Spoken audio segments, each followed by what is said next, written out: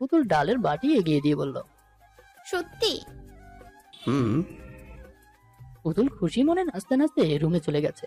Cynthia সকাল থেকে কয়েকবার কল করেছিল, হিমাদ ব্যস্ত ছিল বলে রিসিভ করতে পারেনি, যার কারণে এখন সে নিজেই এসে হাজির ওর বাসায়। সে ভেবেছে ইমাদের বাবা এখনো আসেনি। কলিং বেল বাজার পর ইমাদ উঠে এসে দরজা খুললো। হাজার চেক করে খোলেনি। সিনথিয়াকে দেখে অবাক হয়ে জিজ্ঞেস করলো, তুমি কেন এসেছো এখন? সিনথিয়া ইমাদের গলা জড়িয়ে কাছে এসে বলল, কেন আসতে পারি না? ইমাদ গলা থেকে হাত সরিয়ে পিছনে গিয়ে বলল, এত রাতে তোমার আসাটা বেমানান। আমি তোমায় কল করেছিলাম, তুমি রিসিভ করছো না বলে নিজেই এলাম। কথাটা বলে সিনথিয়া ভেতর থেকে দরজা লাগালো। পুতুল উকি মেরে দেখছে পর্দার আড়াল থেকে। সিনথিয়া ইমাদের কাছে এসে বলল, কফি খাবে? না, ভাত খাচ্ছি, অফিস থেকে এলাম সবে। তুমি যাও এখন, বাবা এসে বলবে। আঙ্কেল এসেছেন? হ্যাঁ। আঙ্কেল তো নাকি দেরি করে ফেরে, তাহলে আমিও নিয়ে আসা অব্দি থাকি। উফ, যেটা বললাম সেটা করো তো। সিনথিয়া ইমাদকে জড়িয়ে ধরে বলল। যাব না। পুতুল সরে আসলো ওখান থেকে। বারান্দায় গিয়ে নিচে রোডের দিকে চেয়ে রইল।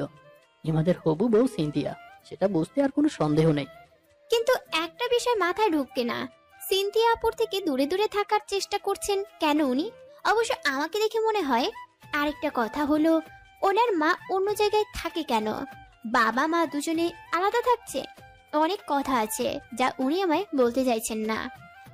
কিন্তু ভাঙচুরের আওয়াজ আসতেই পুতুল ছুটে দরজা পর্যন্ত আসলো। ইমাদ এক জায়গায় আর সিনথিয়া এক জায়গায় দাঁড়িয়ে আছে। ফ্লোরের উপর কাচের ভাঙা গ্লাস টুকরো টুকরো হয়ে পড়ে আছে। সিনথিয়া রেগে রেগে বলল, তুমি আমি ভালোবাসো না কেন?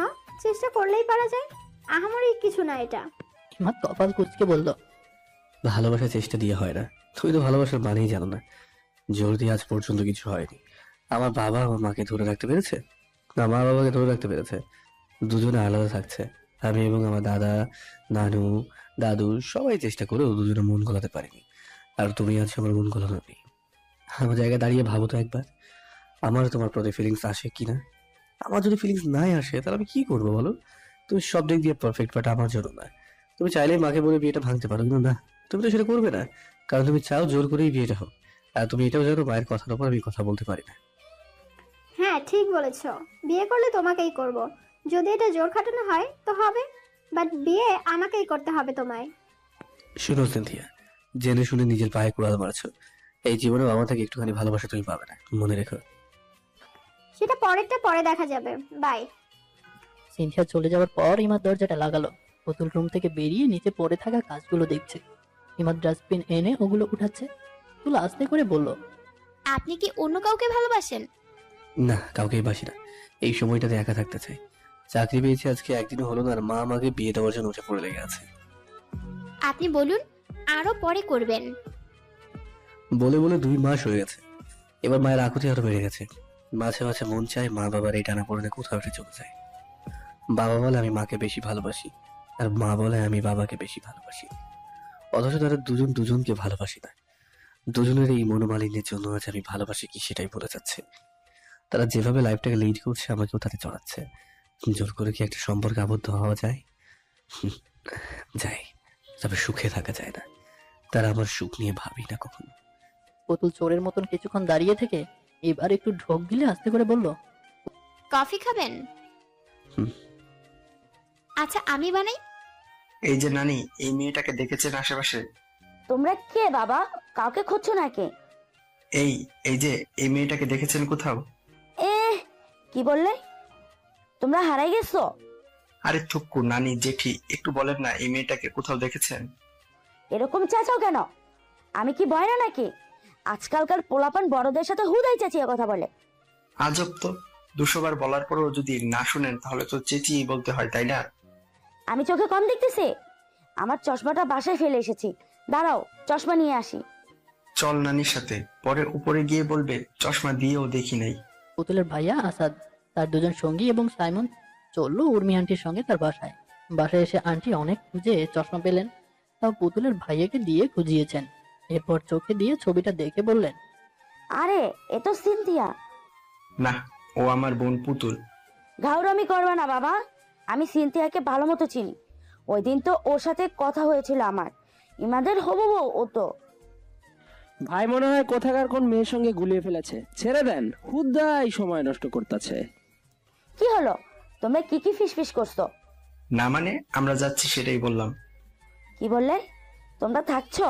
কিন্তু কেন থাকবে এখানে? অপরিচিত মানুষকে আমি আমার বাসায় থাকতে দেই না।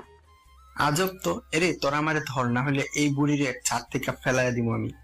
কি বললে? তোমরা সাথে থেকে লাভ দিবা? আত্মহত্যা মহাপাপ, সেটা জানো তো? ভাই কুল ডাউন, চলুন যাই আমরা। কোথা থেকে যে উঠে আসে কে জানে। দেখে তো কোনো গুন্ডা পান্ডা মনে হয়। চশমা ছাড়া বুঝতে পারিনি, না হলে আসতেও দিতাম না। তরকারি কিনতে গিয়ে কার না কার সাথে দেখা হয়ে গেল। একটা কথা বলবো? বলুন। সিনথিয়া আপুর কফি খেলেন না, আর আমার হাতের কফি খাচ্ছেন। আপনার সাথে আমার বিয়ে ঠিক হয়নি। না সেটা নয়, বিয়ে ঠিক হয়েছে বলেই তো আপনার উচিত ছিল আপুর হাতের কফি খাওয়া, সেটা বললাম। পৃথিবীর প্রতিটি মানুষ আলাদা। একজনের সাথে আরেকজনের তুলনা একেবারেই খাটে না। তাও মানুষ তুলনা করেই চলে। একজনের এক এক গুণ, সবার এক গুণ নাই। সুতরাং মানুষকে দেখার দৃষ্টিভঙ্গি পাল্টাতে হবে। তুলনা জিনিসটা জিনিসের সাথেই করা উচিত, মানুষে না। আপনি অনেক কঠিন কথা বলেন। আমি মানুষটাই কঠিন, যে যেমন রূপ দেখে তেমন বিবেচনা করে। সিনথিয়ার কাছে আমি অনুভূতিহীন একটা মানুষ, মায়ের কাছে বেপরোয়া, আর বাবার কাছে নিরামিষ। আর আমার কাছে একজন ভালো মানুষ। ইমাদ ঘাড় ঘুরিয়ে বলল, বিয়ের আসর থেকে পালিয়েছিলেন কেন? যার সাথে বিয়ে ঠিক হয়েছিল তাকে পছন্দ হয়নি। তার মানে পছন্দ হলে করতেন? হ্যাঁ, বিয়ে অনেক জরুরি একটা বিষয়, একটা জরুরি সিদ্ধান্ত, সারা জীবনের ব্যাপার। এটা ভেবেচিন্তে কদম ফেলা উচিত। আমার জীবনটা বাঁচাতেই পালালাম। ভালো করেছেন। তবে এই রকমটার কতদিন? মানে আমার বাসা থেকে তো এরপরে আপনার বান্ধবীর বাসায়, যে বান্ধবী মেহমান এসেছে বলে বিপদে পড়া বান্ধবীকে আসতে মানা করে, সে আপনাকে কতদিন থাকবে? একটা চাকরি পেলে ভালো হতো। আমার চাকরি পেতে অনেক কাঠখড় পড়াতে হয়েছিল, স্যার আপনি তো জুনিয়র। দেখি ভাগ্য কতদূর নিয়ে যায়। আমি আপনাকে ততদিন রাখতে পারবো যতদিন বাবা আপনাকে দেখে না ফেলে। আমার সমস্যা নেই, তবে আমার মনে হয় আপনার বাবা মায়ের কাছে ফিরে যাওয়া উচিত। তারা হয়তো তাদের ভুলটা বুঝতে পেরেছে। ভয় লাগে, বাবাকে বুঝতে পারি না। যদি আবারও সাইমনের সাথে বিয়ে ঠিক করে, তাহলে আর তো পালাতে পারবো না আমি। দেবে না। আচ্ছা আপনার ইচ্ছা সেসব, টিভি দেখুন বসে বসে। আমি আমার অফিসের কাজ করবো এখন। কথাটা বলে ইমাদ উঠে চলে গেল গেস্ট রুমের দিকে। পুতুল বারান্দায় দাঁড়িয়ে নিচে তাকিয়েই চোখ কপালে তুলে ফেলেছে। তার ভাইয়া আর সাইমন নিচে দাঁড়িয়ে কথা বলছে, আর এদিক ওদিক ইশারা করছে। পুতুল সাথে সাথে লুকিয়ে পড়লো, ভয়ে গা কাঁপছে। তার এখনো ওকে খুঁজছে এই ভেবে পুতুল ছুটে ইমাদের কাছে এসে বলল, ওরা এসে গেছে। কারা? ভাইয়া আর সাইমন কোথায়? বাসার নিচে দাঁড়িয়ে আছে। এদিকে দেখায়নি তো। না। ঠিক আছে, সমস্যা নেই। আপনি সেদিন এই পথ দিয়ে গিয়েছিলেন, বলেন তারা আবারও এখানে দেখতে এসছে। আমার বাসায় আপনি সেফ, ধরা খাবেন না। পুতুল মাথা নাড়িয়ে চলে আসলো টিভির সামনে। নিচে বসে টিভিটা অন করলো সে বুকের ভেতর ভয় জেগেছে। যদি তারা এখানে চলে আসে তাহলে কি হবে? কি করে রেহাই পাবো আমি? আমাকে যদি জোর করে বিয়ে দিয়ে দেয়, কি হবে আমার? ইমাদ কাজ সেরে এসে দেখলো পুতুল টিভি অন করে মুখটা আরেকদিকে ফিরিয়ে রেখেছে। টিভি দেখছে না, অন্য মনস্ক হয়ে বসে আছে। ইমাদ দুষ্টুমি সুরে ফিসফিস করে বলল, ওই যে দেখেন সাইমন এসে পড়েছে। পুতুল চমকে পেছনে তাকালো। ইমাদ হাসতে হাসতে সোফায় বসছে। পুতুল ভ্যাত করে কেঁদে ফেলেছে ততক্ষণে। কান্না করতে করতে বলল, আমাকে বের করে দিবেন না প্লিজ। ইমাদ বোকার মতো কিছুক্ষণ তাকিয়ে থাকলো, তারপর বলল, বের করে দিচ্ছি কই? আমি বললাম বাবা দেখে ফেললে। আমি কোথায় যাব? কান্না থামান তো প্লিজ, এভাবে গেছেন কেন? আপনাকে আপনার বাসায় ফেরত যেতে বলেছে তাই? আচ্ছা ঠিক আছে, যাই না, আপনি এখানে থাকুন, আমার সমস্যা নেই তো। পুতুল ওড়না দিয়ে নাক মুছে কেঁদেই যাচ্ছে। হিমাত পড়েছে মহাঝামেলায়। ভালো ভালো আইডিয়া দিল আর মেয়েটা কেঁদে যাচ্ছে। এই জন্যই হয়তো মা বলে আমার আইডিয়া দেওয়া আর ভিকটিমকে পানিতে ফেলে দেওয়া সেম ব্যাপার। আর জীবনে কাউকে আইডিয়া দেবো না। আর আপনি কান্না থামান তো দয়া করে। পুতুল চোখ মুছতে মুছতে রুমের ভেতর চলে গেছে। হিমাত মাথায় হাত দিয়ে বসে আছে। মেয়ে মানুষকে বোঝা আসলেই কঠিন একটা ব্যাপার। সিনথিয়াকে বুঝতে পারি, কিন্তু এই মেয়েটাকে বুঝতে আমার নাগালে জীবনে খেতে হচ্ছে। তাও বুঝি না যে আমার ভুলটা কোথায়। হিমাত পর্দা সরিয়ে দেখলো পুতুল আরেকদিকে ফিরে কথা জড়িয়ে শুয়ে আছে। ইমাদ একটু এগিয়ে এসে বলল, ছাদে যাবেন, ঘুরতে যাবেন, ভেলপুরি খাওয়াবো। পুতুল চুপ করে আছে তাও। বোরখা পরিয়ে নেওয়াবো, আপনার ভাইয়া দেখেও চিনবে না। আচ্ছা, ভেলপুরির সাথে আইসক্রিমও খাওয়াবো, চলুন। আপনার মন ভালো করার দায়িত্ব আমার। পুতুল লাফ দিয়ে উঠে পড়েছে একটা কথা শুনে। তারপর বিছানা থেকে নেমে বলল, বোরখা কই? নিচে আপনার ভাইয়া তার 14 গোষ্ঠী এসে হাজির হয়ে আছে। আপনাকে নিয়ে শিয়ালের হাতে তুলে দিতে পারি না। আর আপনি তো মুরগি। আপনি মারপিট জানেন না? এটা সিনেমা না। মারপিট বলতে চর মারতে পারি, আর কিছু পারি না। আমি সাদাসিধে মানুষ, খাই দায় আর ঘুমাই। এখন থেকে অফিসের কাজও যোগ হলো। তবে ভেলপুরি খাওয়ানোর বদলে আপনাকে একটা দারুণ পরিবেশের সাথে পরিচয় করিয়ে দেওয়ার বুদ্ধি আছে আমার বেশ। পুতুল মুখটা ফ্যাকাশে করে জিজ্ঞাসা চোখে তাকিয়ে রইল, কিছু বলল না। ইমাদ মুচকি হেসে শার্টটা ঠিক করে বলল, পূর্ণিমা চাঁদটা দেখিয়ে দিতে পারি। মনটা ভালো না হয়ে যাবে কই। পুতুলের মুখে হাসি ফুটে গেছে, কারণ চাঁদ আর আকাশ তার অনেক পছন্দের। সুযোগ পেলেই দেখতে হাজির হয়, তাই আর মানা করলো না সে। মাথা ওড়না পেঁচিয়ে ইমাদের পাশে এসে দাঁড়ালো সে। ইমাদ ওকে নিয়ে ছাদে আসলো। ছাদে এই প্রথম আসা পুতুলের। ইমাদের ছাদে বেশ অনেকগুলো গাছ, সব ফল পাকড় আর কিছু সবজিও আছে। তবে ফুল গাছের দেখা পেল না পুতুল। ছাদের কোনায় একটা বাঁশের সাথে বাতি আটকে রাখা। পুতুল একটা কুমড়ো ধরতে যেতেই ইমাদুর হাত আটকে বলল, এই ভুল করবেন না। একবার কাঁঠাল কেটে আমার জ্যান্ত নদীতে ফেলে দিয়েছিলেন, এবার কুমড়ো নিয়ে সাগরে ফেলে দিয়ে দেয়। পুতুল কপাল কুঁচকে বলল, এসবও ওই আঙ্কেল আন্টিদের নাকি? হ্যাঁ, তবে সবার কোনায় পিচ্ছি কমলা গাছ দেখেছেন? ওটা আরিয়ানের পার্সোনাল গাছ। পুতুল হাসতে হাসতে ছাদের কিনারা এসে দাঁড়ালো। এবার ইমাদ একটা কুমড়ো ফুল ছিঁড়ে নিল, তারপর পুতুলের দিকে তাকালো। পুতুল চোখ বন্ধ করে বাতাস অনুভব করছে। বাতাসে তার মাথা থেকে ওড়না সরে গেছে। ইমাদ ওর পাশে দাঁড়িয়ে অনেকক্ষণ ধরে ওকে দেখছিল। তারপর কি মনে করে ফুলটা ওর কানে গুজে দিল সে। পুতুল চমকে কানে হাত দিয়ে ইমাদের দিকে তাকালো। ইমাদ মাথা হেলিয়ে মুখে হাসি ফুটিয়ে বলল, আমি নিরামিষ মানুষ, আমার বাসা ছাদেও সব নিরামিষ তরকারি। গিফট হিসেবে নিরামিষ তরকারি ফুলি দিলাম না হয়? পুতুল ফিক করে হেসে ফেলেছে। ইমাদ উল্টো দিকে ঘুরিয়ে রেলিং এর সাথে হেলান দিয়ে বলল, কি আছে, কাল আমার একটা ফ্রেন্ডের এঙ্গেজমেন্ট, যাবেন আমার সাথে? আপনার ফ্রেন্ড কিছু বললে? ইমাদ দূরের যাত্রার দিকে তাকিয়ে বলল। সে সিনথিয়াকে দেখেনি। পুতুলের মুখের হাসি আজ থামতে গিয়েও থামছে না। ইমাদ যেন চ্যালেঞ্জ ধরেছে ওর মুখে হাসি ফুটিয়ে রাখার। আরো 20 মিনিট থেকে বাসায় চলে আসলো দুজন। পুতুল তার জন্য আনা জামাটা ঘুরিয়ে ফিরিয়ে দেখছে। ইমাদ উকি মেরে বলল, আমার মায়ের একটা শাড়ি আছে বেগুনি রঙের, ওটা পরে যাবেন? আপনার মায়ের শাড়ি এখানে কি করে? বাবার আলমারিতে রাখা। পুতুল ভ্রু কুঁচকে বলল, ঠিক বুঝলাম না। আপনার বাবা মা তো একে অপরকে দেখতে পারে না, তাহলে আপনার মায়ের শাড়ি আলমারিতে কেন? তাও আবার আপনার বাবার আলমারিতে? হয়তোবা বাবা মা দুজন দুজনকে ভালোবাসে, কিন্তু ওই যে ইগো, কেউ কারোর কাছে হার মারবে না, বিষয়টা তেমন। কিন্তু এমন করে আর কি লাভ হলো? ওনারা আলাদাই রয়ে গেলেন। সেটা যদি বুঝতো তো এতগুলো বছর নষ্ট হতো না। যাই হোক, বাবা আসতে আরো দেরি। টিভি দেখলে দেখতে পারেন, আমি একটু বাইরে থেকে ঘুরে আসি। ছেলে মানুষ রাতে বের না হলে তা ঠিক মানায় না, বেমানান লাগে বেশ। পুতুল মাথা নাড়িয়ে এসে দরজা লাগালো। ইমাদ বাসার নিচে এসে একটা চায়ের দোকানে গিয়ে বসেছে। মিনিট 5 বাদে দেখা হয়ে গেল পুতুলের ভাই আর অবুর সঙ্গে। ইমাদ জানতো এমনটাই হবে। ওরা ইমাদের সামনাসামনি বসে আলাপ জমিয়েছে। আসাদ ভাই, এখন কি হবে? পুতুলকে তো পাচ্ছি না কিছুতেই।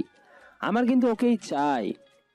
আরে ধৈর্য ধরো, পালিয়ে থাকবে কয়দিন, ঠিক বের করব। বিয়ে তো তোমাকেই করতে হবে। একবার হাতে না গেলে পাইরে মেরে হাড়গোড় ভেঙে বিয়ের পিড়িতে বসাবো। ইমাদের কাশি উঠে গেছে কথাটা শুনে। আসাদ ভ্রুকুচকে তাকিয়ে বলল, আপনি সেই না ওই যে চুম্বন ব্যক্তি? চুম্বন ব্যক্তি আবার কি ভাই? তোমার মনে নেই যে রাতে পুতুল পালিয়েছে, সেদিন ওই ছেলেটাকে দেখেছিলাম ওইসব করতে? ও হ্যাঁ, যাই হোক, এই মেয়েটাকে চেনেন? দেখেছেন কোথাও? আপনি কি ভাই, ওনার কি হন? হবু জামাই। এবার বলুন চেনেন কিনা। দেখছি মনে হয়। কোথায়? এই যে আপনার ফোনে। দূর মিয়া। আচ্ছা, এই এলাকার সবাই কি পাগল? তখন একবার এক বয়স্ক মহিলার পাল্লায় পড়েছিলাম। হ্যাঁ বললে শুনে না, না বললে শুনে হ্যাঁ। সব আজব মানুষ। ইমাদ হাসি থামিয়ে চা খাওয়াতে মন দিল। আসাদ আর সাইমন চলে গেছে। পুতুল শাড়িটা গায়ে দিয়ে আয়নার সামনে দাঁড়িয়ে 32টা তার বেদ করে শুধুই হেসেই যাচ্ছে। কি দোস্ত, কি খবর? আরে রিজভি, আয় আয় বস। হঠাৎ এদিকে এলি? ওই যে অ্যানার সাথে মিট করতে। কোথাকার? এখানকার। মামা আরেকটা চা দিন তো। আগে বল কোন বাসা? তোদের বাসা। ওই যে আরিয়ান নামের পিচ্চি ছেলেটাকে চিনিস না তো? আচ্ছা, চিনি। ওর বড় বোন আমার ক্রাশ। যেভাবে বললি আমি ভাবলাম প্রেম করছিস। আয় না, প্রেম করি তো। তারে প্রপোজ করলাম আর সে সুসুর করে রাজি হয়ে গেল। ভাবতে পারিস কত বড় হ্যান্ডসাম ছেলে হলে সাথে সাথে অ্যাকসেপ্ট করে মেয়েরা। তা তো বুঝলাম, কিন্তু তুই কি জানিস এনার বাবা কি পরিমাণ রাখি? আরে রাখ শ্বশুরের কথা। আমার শালা আছে না, সে বিয়েটা ঠিক করে দিবে। ওই বান্দরটা? ঠিক করে বলতো। এখন কেন এলি সেটা বল। তোর বাসার উপরের তলা চেক কর, বুঝে যাবি। ইমাদ কৌতূহল নিয়ে উপরে তাকালো। এনাদ তেরা বেঁকা হয়ে দাঁড়িয়ে আছে ওদের বারান্দায়। ইমাদ চোখ সরাতে গিয়েও দেখতে পেল পুতুলকে। সে রুমে শাড়িটা নিয়ে ঘুরঘুরি করছে, স্পষ্ট দেখা যাচ্ছে দূর থেকে। আচ্ছা আমি আসি, তুই দেখতে থাক তোর প্রিয় হিরে। ইমাদ বাসায় ফিরে আসলো সোজা। পুতুল শাড়িটা রেখে এসে দরজা খুলে দিয়েছে। ইমাদ গেস্ট রুমের দিকে যেতে যেতে বলল, মায়ের শাড়িটা এত পছন্দ হয়েছে বুঝি? হ্যাঁ, কেন? মানে এই প্রশ্ন করলেন হঠাৎ? রাস্তা থেকে দেখেছিলাম শাড়ি নিয়ে কেমন ঘুরঘুর করছিলেন। পুতুল জিভে কামড় দিয়ে বলল, বলে আমার শাড়ির প্রতি দুর্বলতা কাজ করে। বুঝলাম, তাহলে আপনাকে শাড়ি ব্যবসায়ী রেখে বিয়ে দিতে হবে। দূর, ডিনার করবেন কখন? আজ আর খাবো না, তখন না গেলাম। তখন তো দুপুরের খাবার খেয়েছেন, এখন তো রাতের খাবার সময়ে। না, আমার পেট ভর্তি, আমি কিছু কাজ করে শুয়ে পড়বো। ইমাদ কথা শেষ করতে না করতেই দেখলো সিনথিয়ার কল এসেছে। কানে দিয়ে হ্যালো বলতেই সিনথিয়া কথা বলা শুরু করে দিল দুনিয়ার যত আবল তাবল কথা আছে। পুতুল ইমাদের চলে যাওয়া দেখে টিভিটা অন করে বসলো সোফায়। সিনথিয়ার সব কথার উত্তরে ইমাদ হ্যাঁ নাও এই উত্তর দিচ্ছে। পুতুল কান খাড়া করে শুনছিল। এরপর কিসের একটা ভাবনা মাথায় আসতে কানে হাত দিয়ে টিভি দেখায় মন দিল সে। ভাবনাটা ছিল ইমাদ আর সিনথিয়াকে নিয়ে। সে কেন শুনছে এইভাবে এখন সে লজ্জিত। ইমাদ ফোনে একপাশে রেখে না এসবই বলতে বলতে কাজ করছে। পুতুলের টিভিতে মন বসছেই না, তাই টিভিটা অফ করে রুমে চলে আসলো সে। দেয়ালে পিঠ ঠেকিয়ে নিচে বসে সে বারান্দায় ঝোলা থাকা অপরিচিত ফুল গাছটা দেখছে। একটু নড়ছে না ফুল গাছটা, কারণ বাতাস নেই। তাই এবার সে নিচ থেকে উঠে গাছটার কাছে এসে হাত দিয়ে ফুলগুলো ছুঁয়ে টপটাকে ঘুরিয়ে দিল। এরপর কি মনে করে সোফার রুমে ল্যান্ডলাইনের কাছে গিয়ে ঘেসে বসলো। 20-15 মিনিট বসে থেকে বুকে সাহস নিয়ে কল করলো মাকে। মা রিসিভ করেই সালাম দিলেন। ভেবেছেন আননোন নাম্বার। পুতুল হ্যালো বলতেই কেঁদে ফেলেছেন তিনি। পুতুলও কাঁদছে।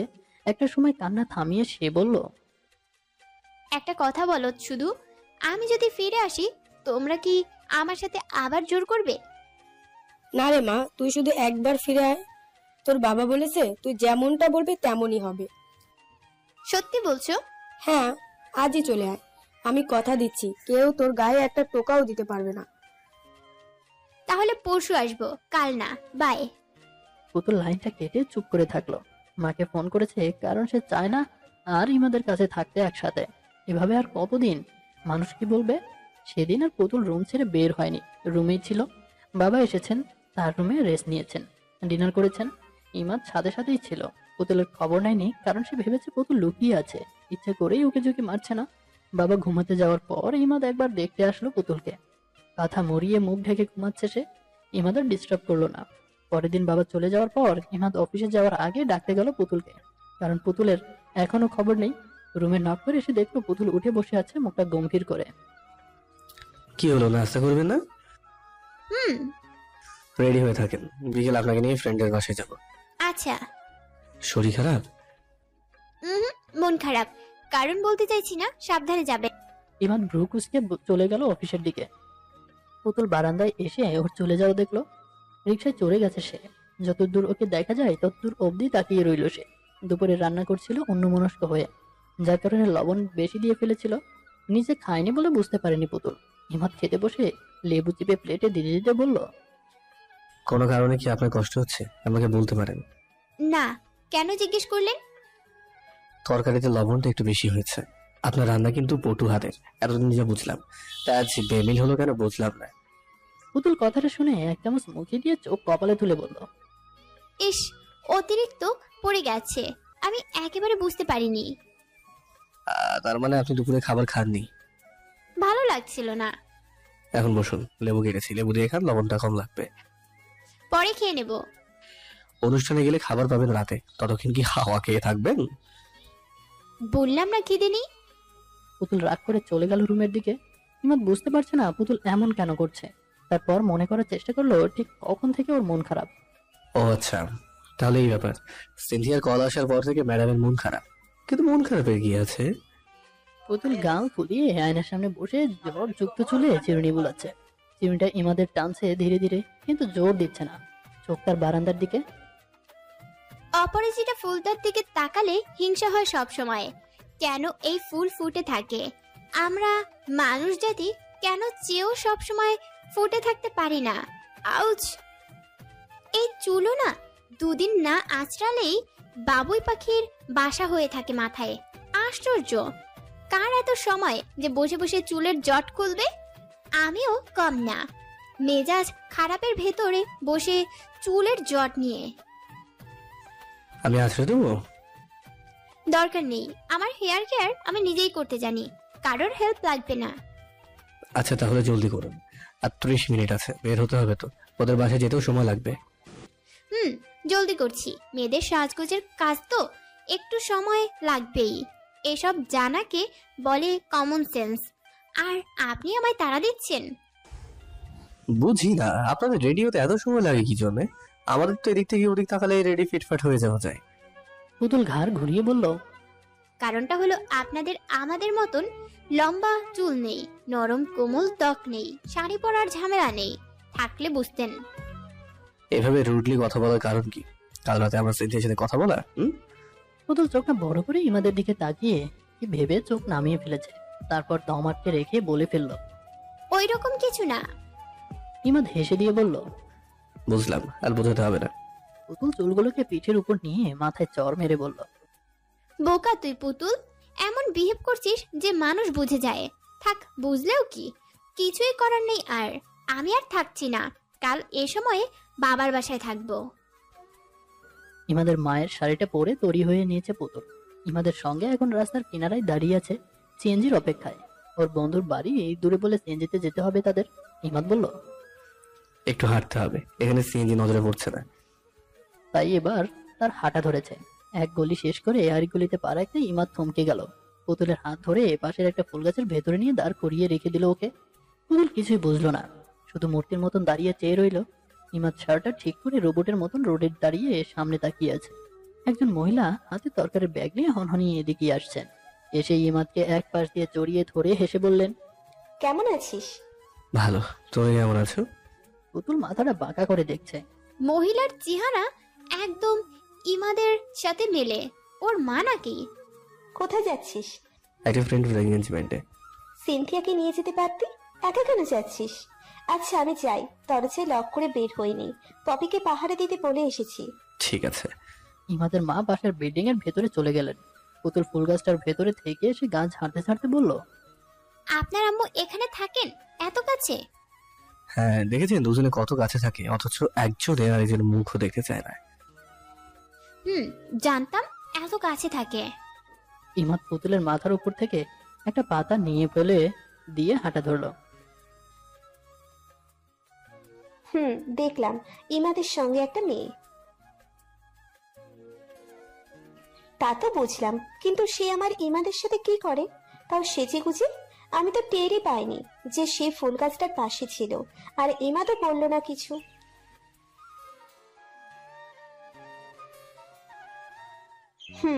সিনথিয়ার সাথে তো জীবনে এমন হাসতে দেখিনি ওকে। শোন একটা কথা, খবরদার এই কথা সিনথিয়া যেন না জানে। পুতুল চুপ করে বাইরের দৃশ্য দেখছে। ইমাদের বন্ধু খোকনের বাসায় আসতে আসতে 1 ঘন্টার বেশি সময় লাগলো।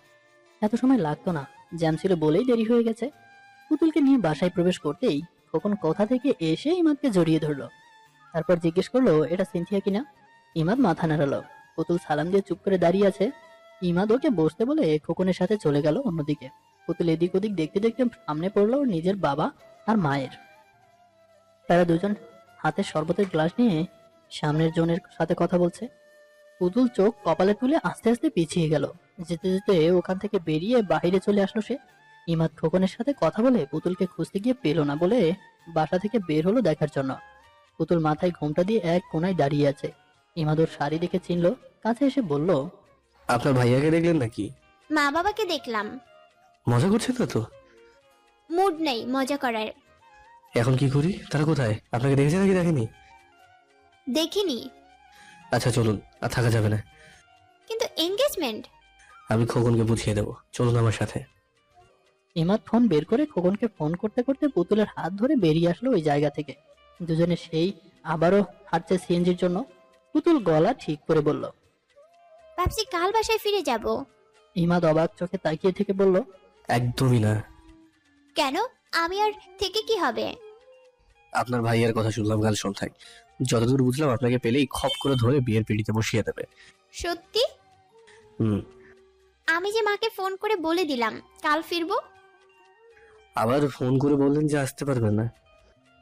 ফোনই করব না। মা কি সুন্দর করে বলল, এখন থেকে আমি যা চাইবো তাই হবে। আর তারা মনের ভেতর এসব পুষে রেখেছিল। আপনাকে না জানিয়ে গেলে হয়তো এতক্ষণে বিয়েটাও দিয়ে দিত আমার।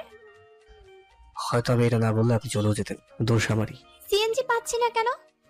এই রোডটা শেষ হলেই পাবো। বাদাম ভাজা খাবেন? হ্যাঁ। ইমাদ 10 টাকায় বাদাম কিনে পুতুলের হাতে ধরিয়ে দিয়ে বলল, সিন্ধিকে নিয়ে কখনো এরকম টাইম স্পেন্ড করা হয়নি। আপনাদের কদিন বাদে বিয়ে। আমার মতে আপনার ওনার সাথে কিছু টাইম স্পেন্ড করা উচিত। আপনি ওনাকে বুঝবেন, উনি আপনাকে বুঝবে। আমি তো চাইছি না। মোট কথা সিনথিয়াকে আমার ভালো লাগে না, চেয়েও মন জায়গা দিতে পারি না। কি করব? মন বারবার চেঁচিয়ে বলছে এটা ঠিক না। আচ্ছা তাহলে কি ঠিক? সেটা তো শুনছে না মন। আপনি বলে দিন, শুনি একটু। আমার কথা তো বললামই। আপুকে নিয়ে ঘুরতে যান, ডেটে যান, দেখবেন তাকে ভাল লাগছে।